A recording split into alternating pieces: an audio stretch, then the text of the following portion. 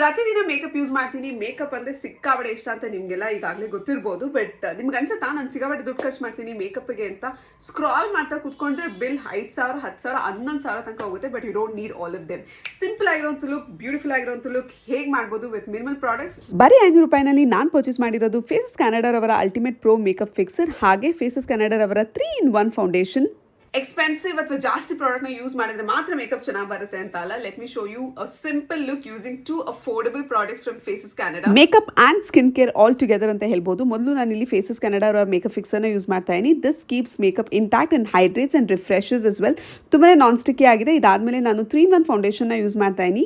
ಹಾಗೆ ಇದರಲ್ಲಿ ನಿಮಗೆ ಫೌಂಡೇಶನ್, ಮಾಯ್ಶ್ಚರೈಸರ್, ಸನ್ಸ್ಕ್ರೀನ್ ಎಲ್ಲ ಒಟ್ಟಿಗೆ ಸಿಗುತ್ತೆ ಆ್ಯಂಡ್ ತುಂಬ ಈಸಿಯಾಗಿ ಬ್ಲೆಂಡ್ ಕೂಡ ಆಗುತ್ತೆ. ಲಾಸ್ಟಲ್ಲಿ ಮತ್ತೆ ಮೇಕಪ್ ಫಿಕ್ಸರ್ನ ಯೂಸ್ ಮಾಡಿ ಮೇಕಪ್ನ ಕೂಡ ಸೆಟ್ ಮಾಡ್ತಾ ಇದ್ದೀನಿ. ತುಂಬ ಸಿಂಪಲ್ ಅಲ್ಲ ಆ್ಯಂಡ್ ಯೂಸ್ ಮಾಡಿದ ಪ್ರಾಡಕ್ಟ್ಸ್ ಕೂಡ ಎಷ್ಟು ಮಿನಿಮಲ್. ಎಲ್ಲ ಪ್ರಾಡಕ್ಟ್ಸ್ನ ಕೆಳಗಡೆ ಟ್ಯಾಗ್ ಕೂಡ ಮಾಡಿದ್ದೀನಿ, ಮನೆಯದೇ ಚೆಕ್ ಮಾಡಿ. ಹಾಗೆ ಇದಾಗಿತ್ತು ಇವತ್ತಿನ ಬ್ಲಾಗ್. ಬಾಯ್.